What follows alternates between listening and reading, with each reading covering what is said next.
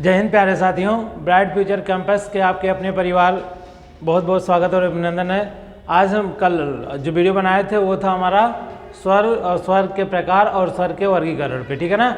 आज हम आप लोगों को पढ़ाएंगे क्या, व्यंजन, व्यंजन के प्रकार और इसके वर्गीकरण के बारे में पूरा कंप्लीट वीडियो आज हम लोग वर्ण विचार या वर्णमाला के बारे में पढ़ा देंगे, ठीक है ना। तो आप लोग हमारे अपने परिवार ब्राइट फ्यूचर कैंपस के यूट्यूब चैनल पर जाके सारा वीडियो एक सीक्वेंस से देखेंगे, ठीक है ना। तो आज आप लोग हेडिंग बनाएंगे क्या, व्यंजन, ठीक है ना। आप लोग हेडिंग बना लेंगे क्या, व्यंजन। व्यंजन सबसे पहली बात, व्यंजन में हम लोग सीखेंगे क्या कि इसकी परिभाषा क्या होती है, ठीक है ना। क्या सीखेंगे कि व्यंजन की परिभाषा क्या होती है।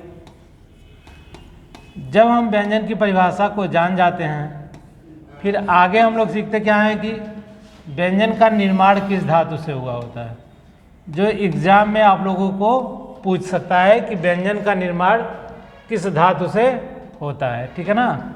उसके बाद हम लोग पढ़ेंगे व्यंजन के प्रकार के बारे में। उसके बाद हम लोग पढ़ेंगे किसके बारे में, व्यंजन के प्रकार के बारे में। चलिएगा, जब हम व्यंजन की परिभाषा देते हैं तो क्या कहते हैं कि ऐसे वर्ण जो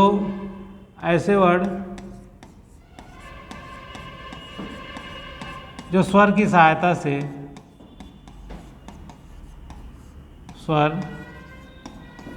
सहायता से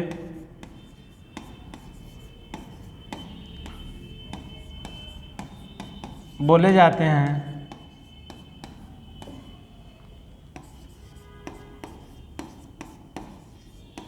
व्यंजन कहलाते हैं, ठीक है ना। ऐसे वर्ड जो स्वर की सहायता से बोले जाते हैं क्या कहलाते हैं, व्यंजन कहलाते हैं। या तो हम कह सकते हैं क्या कि ऐसे वर्ड जो किसी अवरोध के बोले जाते हैं, मतलब जो स्वर के साथ बोले जाते हैं वह हमारे क्या कहलाते हैं, व्यंजन कहलाते हैं, ठीक है ना। उसके बाद हम लोग इसमें सीखेंगे क्या कि व्यंजन का निर्माण किस धातु से होता है, जो कि एग्जाम में पूछता है। तो आप लोग लिखेंगे व्यंजन का जो निर्माण होता है वह हल धातु से होता है, ठीक है ना। पूछेगा एग्जाम में व्यंजन का निर्माण किस धातु से होता है, तो हम लोग बताएंगे व्यंजन का निर्माण हल धातु से होता है। उसके बाद हम आते हैं इसके प्रकार पे। जब प्रकार की बात आती है तो पूछता है एग्जाम में व्यंजन के मूल रूप से कितने प्रकार होते हैं, मूल रूप से, और कुल कितने प्रकार होते हैं, ठीक है ना, कुल प्रकार। चलिएगा देखेंगे यहाँ पे, जब मूल रूप से प्रकार की बात करते हैं व्यंजन की, तो एक हमारा होता है स्पर्श व्यंजन। क्या होता है, स्पर्श व्यंजन। इसकी संख्या होती है 25, या इसी का दूसरा नाम होता है वर्गीय व्यंजन। क्या होता है भैया, वर्गीय व्यंजन। चलेंगे, इसकी संख्या कितनी होती है, 25। क्या होता है स्पर्श व्यंजन या वर्गीय व्यंजन, आगे बताएंगे, ठीक है ना। उसके बाद एक हमारा होता है अंतस्थ व्यंजन। अंतस्थ व्यंजन, चलिएगा, इसकी संख्या होती है 4। कितनी होती है, 4। एक होता है हमारा ऊष्म व्यंजन। कौन सा व्यंजन, ऊष्म व्यंजन। इसकी संख्या होती है 4। तो मूल रूप से जो व्यंजनों के प्रकार होते हैं, मूल रूप से कुल व्यंजनों की संख्या हो जाएगी कितनी, 25, 4, 29, 4, 33। कितनी हो जाएगी भैया, 33। चलिएगा, यहाँ से किसी को कोई दिक्कत है, यहाँ से किसी को कोई दिक्कत है। अब हम आते हैं कुल प्रकार पे। किस पे आते हैं, व्यंजन के कुल प्रकार पे। आप लोग इसको नोट डाउन कर लेंगे, आगे से देखेंगे। कुल प्रकार, कुल व्यंजन के कितने प्रकार होते हैं, ठीक है ना। यहाँ से हम लोग देखेंगे, जब कुल प्रकार की बात आती है तो हम लोग कहते क्या, एक हमारा अंतस्थ व्यंजन होता है, एक हमारा स्पर्श व्यंजन होता है,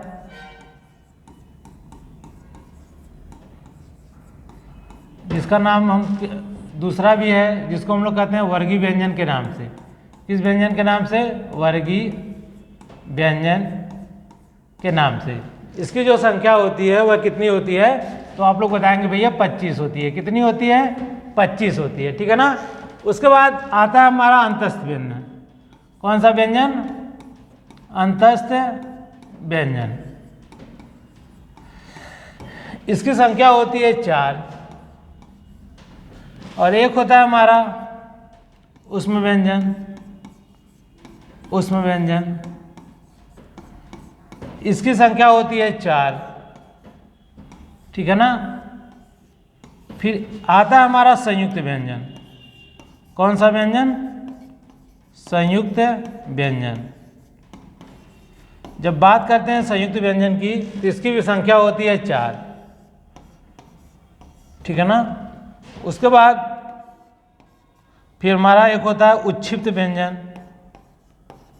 उच्छिप्त या इसी का दूसरा नाम है द्विगुण व्यंजन। द्विगुण व्यंजन इसकी संख्या होती है 2। कितनी होती है? 2, ठीक है ना। इतनी बात जान लेने के बाद आगे हम लोग आप लोगों को बताएंगे, आगे हम आप लोगों को बताएंगे क्या? व्यंजन का वर्गीकरण, ठीक है ना। इस बात को आप लोग लिख लेंगे। व्यंजन के वर्गीकरण में हम बताएंगे स्पर्श व्यंजन या वर्गीय व्यंजन कौन कौन होते हैं, अंतस्थ व्यंजन कौन कौन होते हैं, उनकी परिभाषा क्या होती है, ऊष्म व्यंजन कौन कौन से होते हैं, उसकी परिभाषा क्या होती है, संयुक्त व्यंजन किसे कहते हैं और किसके किसके मिलने से ये बनता है। उसके बाद उच्छिप्त या द्विगुण व्यंजन किसे कहते हैं, किसके किसके मिलने से बनता है। और साथ ही साथ हम लोग देखेंगे जो एग्जाम में बार बार पूछता है कि जो हमारा स्पर्श या वर्गीय व्यंजन होता है, इन सब का या जो अंतस्थ व्यंजन होता है, ऊष्म व्यंजन होता है, संयुक्त व्यंजन होता है, उच्छिप्त या द्विगुण व्यंजन होता है, इस सब का उच्चारण स्थान कहाँ से है, ये बात एग्जाम में बार बार देखने के लिए हमको मिलता है। तो हम लोग हेडिंग बनाएंगे क्या? व्यंजन का वर्गीकरण, ठीक है ना। चलिएगा आप लोग इसको नोट डाउन कर लेंगे। अब हम लोग बनाएंगे क्या भैया? व्यंजन का वर्गीकरण और उसका उच्चारण स्थान। व्यंजन का वर्गीकरण और साथ साथ क्या? उसका उच्चारण स्थान और उच्चारण स्थान और उच्चारण स्थान। चलिएगा देखेंगे। पहला हम लोग सीखेंगे भैया कौन सा व्यंजन? आप लोग कहेंगे स्पर्श व्यंजन। स्पर्श व्यंजन इसी का दूसरा नाम देके एग्जाम में पूछ लेता है वर्गीय व्यंजन। वर्गीय व्यंजन। चलिएगा देखिएगा यहाँ से इसकी संख्या होती है 25। क वर्ग से लेके प वर्ग तक वाले जितने भी होते हैं सभी को बोलते हैं क्या? स्पर्श या वर्गीय व्यंजन। हम क्या कह रहे हैं? क च ट त प वर्ग वाले सभी के सभी क्या कहलाते हैं? हमारे स्पर्श या वर्गीय व्यंजन कहलाते हैं। इस बात को देखिएगा। तो यहाँ से हम लोग देखेंगे कौन कौन से आते हैं इसमें। तो लिखेंगे क ख ग घ अंग, ठीक है ना। फिर च वर्ग वाले लिखेंगे च छ ज झ इय। फिर लिखेंगे प ट ठ ड ढ अड़। फिर लिखेंगे त थ द ध न। फिर लिखेंगे प फ ब भ म। चलिएगा देखिएगा इसको लिखने की आवश्यकता हमको क्यों पड़ी, इस बात को आप लोग समझेंगे क्योंकि साथ साथ हम लोग देखेंगे कि क वर्ग वाले, च वर्ग वाले, ट वर्ग वाले, त वर्ग वाले और प वर्ग वाले ये बोले कहाँ से जाते हैं, ठीक है ना। तो हमको पता है जो क वर्ग वाले होते हैं इसको हम लोग बोलते हैं कंठी व्यंजन। जैसे ये आकृति आप लोग देखेंगे, जैसे मान लीजिएगा ये आकृति है किसी मनई की, ठीक है ना, किसी इंसान की ये आकृति है। हम जानते हैं हमारा जो कंठ होता है जब शरीर का देखते हैं तो हमारा कंठ जो होता है गले में पाया जाता है, यहीं से जीभ आती है ऊपर की तरफ हमारे मुंह में, फिर कुछ मुंह से बोले जाते हैं, कुछ दांत से बोले जाते हैं, कुछ ओष्ठ से बोले जाते हैं। ऐसे ही हमारे जितने भी व्यंजन होते हैं कहीं ना कहीं से उनका उच्चारण स्थान होता है, ठीक है ना। जैसे हम बोलेंगे क ख ग घ वाले, ये कहाँ से बोले जाते हैं, तो आप लोग लिखेंगे भैया ये बोले जाते हैं हमारे कंठ से। कहाँ से बोले जाते हैं? कंठ से। कंठ के बाद आता है क्या? तालु। तालु, या इसी का दूसरा नाम देके पूछता है क्या? तालव्य, ठीक है ना। च छ ज झ वाले कहाँ से बोले जाते हैं? तालु से। फिर जब तालु का मतलब यही होता है जब हमारी जीवा जाके ऊपर तालु में टकराती है, जब हम बोलते हैं ट च छ ज झ इया, तब हमारी जीवा जाके कहाँ पर टकराती है? आप कहेंगे तालु में। तो ये सब वाले कौन से व्यंजन हो जाते हैं हमारे? तालु या तालव्य व्यंजन। उसके बाद जब हम उच्चारण स्थान करते हैं किसका? ट ठ ड ढ, तो देखेंगे जीभ का जो आगे वाला हिस्सा है मुड़ के जाके तालु में टकराता है, इसी को हम लोग बोलते हैं क्या? मूर्धा। क्या बोलते हैं? मूर्धा, या इसी का दूसरा नाम है क्या भैया? मूर्धन्य व्यंजन। क्या? मूर्धन्य व्यंजन। तो जो ट ठ ड ढ अड़ वाले हैं इसको हम क्या बोलते हैं? इनका उच्चारण स्थान मूर्धा से होता है या तो मूर्धन्य, ठीक है ना। उसके बाद जो त थ द ध न वाले हैं इसका उच्चारण स्थान होता है दंत से। जब हम त थ द ध न बोलते हैं तो हमारी जीभ जो होती है वह जाके दांत में टच करती है, इसी वजह से ये बोले जाते हैं कहाँ से? दंत से, ठीक है ना। उसके बाद जो प फ ब भ व म होते हैं ये बोले जाते हैं हमारे कहाँ से? आप बोलेंगे सर ओष्ठ से। कहाँ से बोले जाते हैं? ओष्ठ से, ठीक है ना। चलिएगा, ये बात सबको क्लियर है। तो जो स्पर्श या वर्गीय व्यंजन होते हैं इसकी संख्या होती है 25। क वर्ग वाले बोले जाते हैं कंठ से, च वर्ग वाले बोले जाते हैं तालु से, ट वर्ग वाले बोले जाते हैं मूर्धा से, त वर्ग वाले बोले जाते हैं दंत से, प वर्ग वाले बोले जाते हैं कहाँ से? ओष्ठ से, ठीक है ना। इसके बाद हम लोग जानेंगे किसके बारे में? आप लोग बताएंगे। तो एक हम बताए हैं किसके बारे में, इसका दूसरा प्रकार था क्या? अंतस्थ व्यंजन। व्यंजन, अंतस्थ का व्यंजन का मतलब यही होता है कि ऐसे व्यंजन जिसको बोलते टाइम जो हवा होती है हमारी अंदर से आती है, ठीक है ना। इसकी संख्या होती है 4। कौन कौन से आप बताएंगे? य र ल व। कौन कौन से? य र ल और व, ठीक है ना। उसके बाद एक बताएं हम कौन सा व्यंजन? ऊष्म व्यंजन।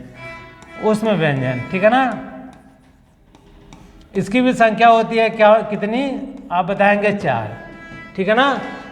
कौन कौन से आप बताएंगे? स, ये वाला मूर्धन्य वाला ख, फिर छोटा वाला स, फिर है। अब हमको यहाँ से एग्जाम में बार बार देखने के लिए मिलता है कि इन सब का उच्चारण स्थान कहाँ से होता है। तो इन दोनों को हम आप लोगों को साथ एक तरीके से सिखाते हैं जिसको आप लोग लिखेंगे और इस तरीके से सीखेंगे तो आप लोगों को आसानी हो जाएगी, ठीक है ना। तो आप लोग लिख लेंगे पहले किसको भैया? अंतस्थ व्यंजन को। हमको पता है अंतस्थ व्यंजन में कौन कौन से होते हैं? य र ल व, इनको बोलते हैं क्या हम लोग? अंतस्थ व्यंजन। उसके बाद हम लिखते हैं किसको भैया? स, ख, स, ह। ये हमारा हो जाता है कौन सा व्यंजन? ऊष्म व्यंजन, ठीक है ना। तो हम देखते हैं जो हमारा,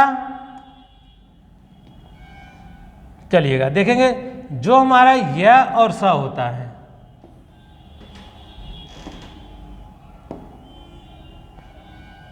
चलिएगा देखेंगे जो हमारा य और स होता है वह कहाँ से बोला जाता है? तो आप लोग बोलेंगे तालु से या तालव्य से। कहाँ से? तालु या तालव्य से, ठीक है ना। जो र और ये वाला स होता है, जो र ये वाला स होता है ये बोला जाता है मूर्धा से, या आप लोग कहेंगे कहाँ से बोला जाता है? मूर्धन्य से। और ल और ये स ये बोला जाता है हमारा दंत से, ठीक है ना। आप लोग बोल के देखिएगा, जब य और बड़े वाले स की बात करते हैं तो हमारी जीभ का अंदर वाला हिस्सा जाके हमारे तालु में टच करता है, इसी वजह से य और स को हम लोग क्या बोलते हैं? तालु या तालव्य व्यंजन भी बोलते हैं, ठीक है ना। इनका उच्चारण स्थान कहाँ से होता है? तालु या तालव्य से, ठीक है ना। उसके बाद जो एग्जाम में सबसे ज़्यादा पूछता है वह पूछता है वह का उच्चारण स्थान कहाँ से होता है? दंत और ओष्ठ से। तो इसको बोल देते हैं क्या भैया? दंतोष्ठ से। कहाँ से? दंतोष्ठ से। उसके बाद बात करते हैं हम किसकी? ह की। ह का उच्चारण स्थान होता है कहाँ से भैया? कंठ से। कहाँ से होता है? कंठ से। बात सबको क्लियर है? ये आप लोगों को एग्जाम में बार बार देखने के लिए मिल सकता है। उसके बाद हमारे अगले प्रकार के पर जब अगला हम व्यंजन का वर्गीकरण करते हैं, उसमें जो एक व्यंजन हमारा होता है जिसको हम लोग बोलते हैं संयुक्त व्यंजन। कौन सा व्यंजन? संयुक्त व्यंजन। इसको देखेंगे आप लोग, संयुक्त व्यंजन। यहाँ से एग्जाम में भर भर के क्वेश्चन बनता है। जो हमारा संयुक्त व्यंजन होता है यहाँ से एग्जाम में भर भर के क्वेश्चन बनता है इस वजह से है क्योंकि इसको हम लोग संयुक्त व्यंजन कहते हैं, मतलब दो व्यंजन की सहायता से यह मिलकर बना होता है। ठीक है ना? इसमें हम लोग देखेंगे इसकी जब संख्या की बात करते हैं तो पता होता है इसकी संख्या कितनी होती है? 4। अब आप लोग जानेंगे कौन कौन सी होती है। एक होता है हमारा छ, त्र, ज्ञ, और एक होता है हमारा ये वाला स्र। ठीक है ना? यही 4 होते हैं। कौन कौन से? छ, त्र, ज्ञ और स्र। अब यहाँ से हम लोग सीखेंगे क्या भैया कि जो ये हमारे होते हैं छ, त्र, ज्ञ और स्र, ये किसके किसके मेल से बने होते हैं, मतलब किसके किसके आपस में मिलने से ये बने होते हैं। इस बात को आप लोग सीखेंगे। तो जो ये हमारा छ होता है ये क धन मूर्धन्य स से मिलकर बना होता है। ठीक है ना? अब हम इसको भी तोड़ सकते हैं। तो इसको भी अगर हम लोग तोड़ेंगे तो आधा स धन अ, इसको भी आप लोग ऐसे लिख सकते हैं। अगर पूर्ण रूप से देखेंगे तो आधा क मूर्धन्य स और अ से मिलकर बना होता है। ठीक है ना? तो बार बार हम आ को लिखेंगे नहीं, आप लोग समझ जाइएगा।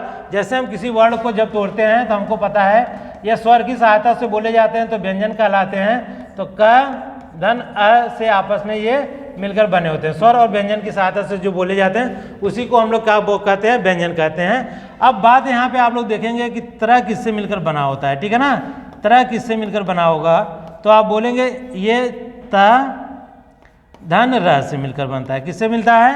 तरह जो हमारा होता है त आधा त धन र से मिलकर बना होता है। इसको और भी तोड़ सकते हैं किसमें भैया? आधा र और आ में। ठीक है ना? चलिएगा और एक बात लिखेंगे, देखेंगे ये जो ज्ञ होता है यह किससे मिलकर बना होगा तो आप कहेंगे सर ज धन इ से मिलकर बना होता है। ज धन इ से मिलकर बना होता है। इसी प्रकार से जो हमारा ये स्र होता है इस बड़े वाले स धन र के आपस में मिलने से बनता है। ठीक है ना? बात सबको समझ में आ गई। अब हम लोग यहाँ पे संयुक्त व्यंजन को भी देख लिए। अब इसको हम लोग देखेंगे इसका उच्चारण स्थान जो एग्जाम में बहुत पूछता है उसको भी यहाँ पर देख लेंगे। ठीक है ना? अब जब हमको पता है ये किसके किसके मिलने से आपस में बना है तो आप बताएंगे क धन स से मिलकर बना है। तो चलिएगा इसको आप लोग मिटा दीजिएगा, इसको आप लोग लिख लेंगे, फिर आगे हम इसको आप लोगों को समझाते हैं। ठीक है ना? कि छ, त्र, ज्ञ और स्र का उच्चारण स्थान कहाँ से होता है। ठीक है ना? किसी को कोई दिक्कत? किसी को कोई दिक्कत है? बोलेंगे आप लोग, कमेंट बॉक्स में कमेंट करेंगे। चलिएगा देखेंगे यहाँ से हम लोग देखेंगे क्या कि जो हमारा छ होता है उसका उच्चारण स्थान कहाँ से होता है। इसको आप लोग लिख लिए होंगे। चलिएगा देखेंगे का हमको पता है उच्चारण स्थान कहाँ से होता है। आप बताएंगे भैया कंठ से होता है। अब मूर्धन्य स का उच्चारण स्थान कहाँ से होता है आप बताएंगे मूर्धा से होता है। कहाँ से? मूर्धा या मूर्धन्य से। ठीक है ना? यहाँ पे आप लोग देख लेंगे। ठीक है ना? चलिएगा तो छ कहाँ से बोला जाता है आप लोग बताएंगे कंठ और मूर्धा से। बात क्लियर है? उसके बाद हम लोग देखेंगे त्र कहाँ से बोला जाता है, त्र का उच्चारण स्थान कहाँ से होता है। तो आप लोग बताएंगे त हमको पता है ये बोला जाता है दंत से। कहाँ से बोला जाता है? त दंत से। और र कहाँ से बोला जाता है तो आप लोग बताएंगे र भी हमारा कहाँ से बोला जाता है? मूर्धा से। तो जो हमारा त्र होता है वह बोला जाता है कहाँ से? दंत और मूर्धा से। इसी प्रकार हम देखेंगे जो ज होता है यह कहाँ से बोला जाता है आप बोलेंगे तालु से। और यह भी हमारा बोला जाता है तालु से। तो इसको हम लोग तालव्य व्यंजन भी बोलते हैं। ठीक है ना? दोनों कहाँ से बोला जाता है? तालु धन तालु से। ठीक है ना?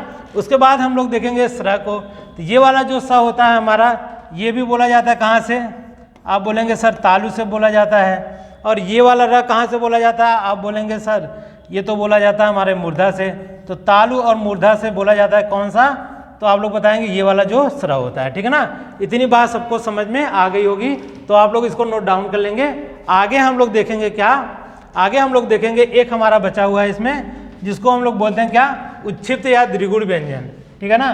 तो हम लोग पांचवा देखेंगे क्या, उच्छिप्त या द्विगुण व्यंजन। चलिएगा देखिएगा आप लोग, इसकी संख्या होती है 2, ठीक है ना। एक ये वाला यहाँ पे जब हम नुक्ता लगा देते हैं, एक ये अड़ा और ये ढ के नीचे जब लगा देते हैं, इसको भी अड़ा बोलते हैं। इन्हीं दोनों को हम लोग बोलते हैं क्या, उच्छिप्त या द्विगुण व्यंजन। और यहाँ से पूछता है एग्जाम में भैया कि इनका उच्चारण स्थान कहाँ से होता है, तो आप लोग बता देंगे कहाँ से होता है। इनका उच्चारण स्थान होता है मूर्धा या मूर्धन्य से, ठीक है ना। चलिएगा इतनी बात को आप लोग लिख लेंगे। उसके बाद एक मैजिक आप लोगों को सिखाएंगे, जो एग्जाम में बार बार पूछता है आप लोगों से कि सघोष की संख्या कितनी होती है, अघोष की संख्या कितनी होती है, अल्प प्राण की संख्या कितनी होती है और महाप्राण की संख्या कितनी होती है, और ये किस किस वर्ग के समूह के अंतर्गत आते हैं, ठीक है ना। इसी बात को आप लोगों को सीखना है। तो आप लोग एक हेडिंग बनाएंगे क्या, 2 हेडिंग साथ में बनाएंगे। एक आप लोग बताएंगे तारत्व, पूछता है तारत्व या प्रकंपन के आधार पर, प्रकंपन के आधार पर जब हम लोग व्यंजन का वर्गीकरण करते हैं, इसका व्यंजन का वर्गीकरण, तब इसको कितने भागों में बांटा जाता है, ठीक है ना। तब हम लोग जानते हैं जब तारत्व या प्रकंपन के आधार पर व्यंजन का वर्गीकरण करते हैं तो इसको 2 भागों में बांटते हैं। एक हमारा होता है अघोष, क्या होता है, एक हमारा अघोष और एक होता है हमारा सघोष, ठीक है ना। क्या होता है इसको अभी आगे बताएंगे, ठीक है ना। उसके बाद हम लोग करते हैं व्यंजन का वर्गीकरण प्राण वायु के आधार पर। किसके आधार पर, प्राण वायु के आधार पर। प्राण वायु के आधार पर जब व्यंजन के वर्गीकरण की बात आती है, व्यंजन का वर्गीकरण जब हम लोग करते हैं, तब हम इसको बांटते हैं भैया कितने भागों में, 2 भागों में। एक होता है हमारा अल्प प्राण और एक होता है हमारा महाप्राण। क्या होता है, एक होता है हमारा अल्प प्राण, अल्प प्राण, और एक होता है हमारा महाप्राण। यहाँ से एग्जाम में सीधे क्वेश्चन पूछता है कि प्राण वायु के आधार पर व्यंजन का जब वर्गीकरण करते हैं तो इसको कितने भागों में बांटते हैं, तो हम बताएंगे भैया 2 भागों में, एक होता है हमारा अल्प प्राण और एक होता है हमारा महाप्राण।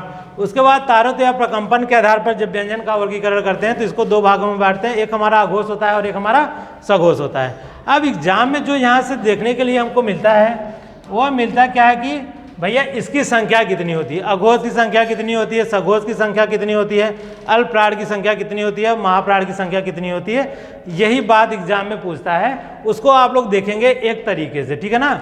चलिएगा अब इसको आप लोग नोट डाउन कर लिए होंगे, तो यहाँ पे आप लोग देखेंगे, देखेंगे आप लोग यहाँ पे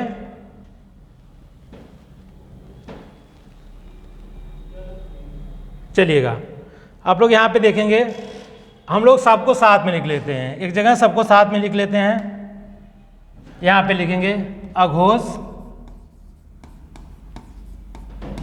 सघोष, फिर अल्प प्राण और महाप्राण, ठीक है ना। सबको आप लोग साथ में लिख लेंगे। चलिएगा यहाँ से जो एग्जाम में पूछता है, इन सब की संख्या को पूछता है, तो किसी भी वर्ग का जो पहला और दूसरा अक्षर होता है वो हमारा अघोष कहलाता है।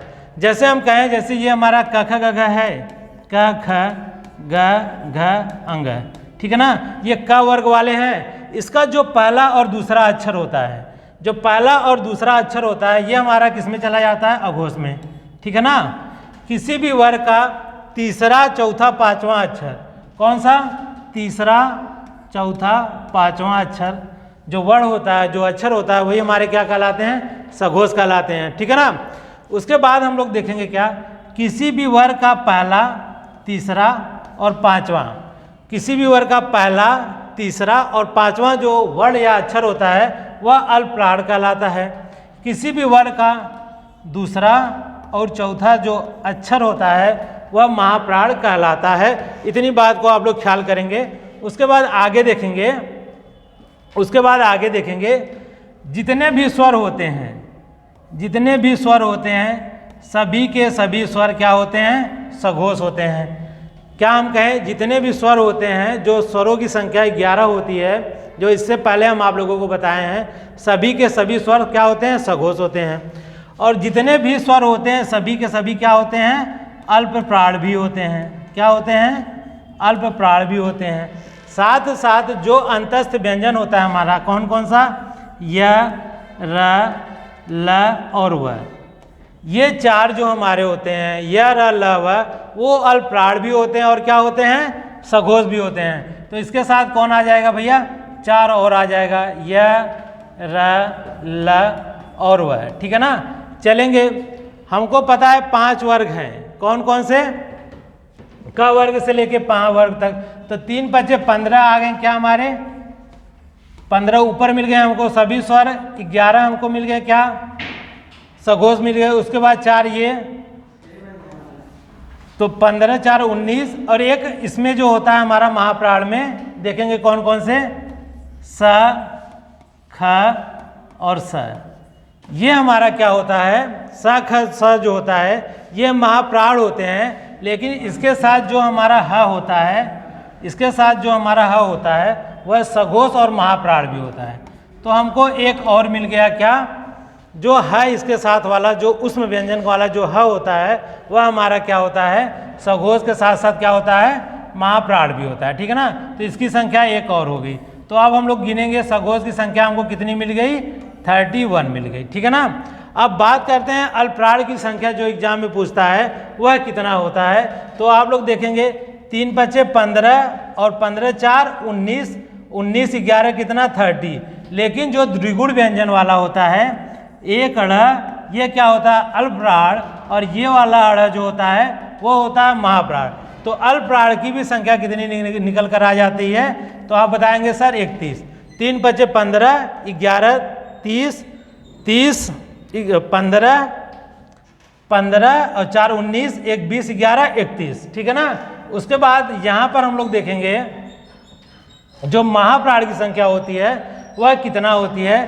तो आप लोग बताएंगे सर यहाँ से हमको निकल के आया किसी भी वर्ग का दूसरा चौथा मतलब 10, उसके बाद स, ख, स और ह, 10 × 4 = 14 और 1 ये 15। महाप्राण की संख्या कितनी होती है, तो आप बता देंगे कितनी होती है, 15 होती। क्योंकि हमको पता है कि जो हमारे होते हैं कौन से, ह, वह सघोष के साथ क्या होते हैं, महाप्राण भी होते हैं। ठीक है ना। उसके बाद अब बचा हमारा कौन सा, अघोष है।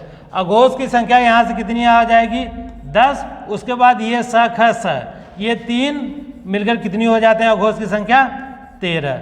अघोष की संख्या कितनी हो जाती है, 13। इसको आप लोग ऐसे कर लेंगे, बना लेंगे, तो आप लोगों को एकदम अच्छे से क्लियर हो गया होगा कि अघोष की संख्या कितनी होती है, 13, सघोष की संख्या होती है 31, अल्पप्राण की संख्या होती है 31 और महाप्राण की संख्या होती है कितनी, 15। सबको क्लियर है। चलिएगा, कमेंट बॉक्स में कमेंट करेंगे। उसके बाद व्यंजन में कुछ आप लोग इंपॉर्टेंट नोट बना के लिखेंगे, जैसे कि किस वर्ण को पार्श्विक वर्ण कहा जाता है। तो लिखेंगे ल, ल को पार्श्विक वर्ण कहा जाता है। ठीक है ना, पार्श्विक वर्ण कहा जाता है। ठीक है ना। उसके बाद लिखेंगे, नोट बना के लिखिएगा यहाँ पे। उसके बाद र को लिखेंगे, इसको प्रकंपित या लुंठित बोला जाता है। लुंठित वर्ण या इसी को प्रकंपित वर्ण भी बोला जाता है। क्या बोला जाता है, प्रकंपित वर्ण बोला जाता है। पूछेगा किस वर्ण को लुंठित वर्ण बोला जाता है, तो आप लोग बताएंगे र को। फिर एग्जाम में पूछता है, क्या, स्पर्श संघर्षी वर्ण। क्या, स्पर्श संघर्षी वर्ण किसको कहा जाता है। तो आप लोग बताएंगे भैया जो च, छ, ज, झ होते हैं, इसी को हम लोग क्या कहते हैं, स्पर्श संघर्षी वर्ण बोलते हैं। ठीक है ना। उसके बाद एक होता है हमारा ह, इसको बहुत पूछता है, इसी को हम लोग क्या बोलते हैं, काकल्य वर्ण या इसी का दूसरा नाम है क्या, स्वर यंत्रमुखी। क्या बोलते हैं, स्वर यंत्रमुखी। किस वर्ण को स्वर यंत्रमुखी कहा जाता है, तो आप लोग बताएंगे काकल्य वर्ण को, ह को क्या बोलते हैं, स्वर यंत्रमुखी भी बोलते हैं, ठीक है ना।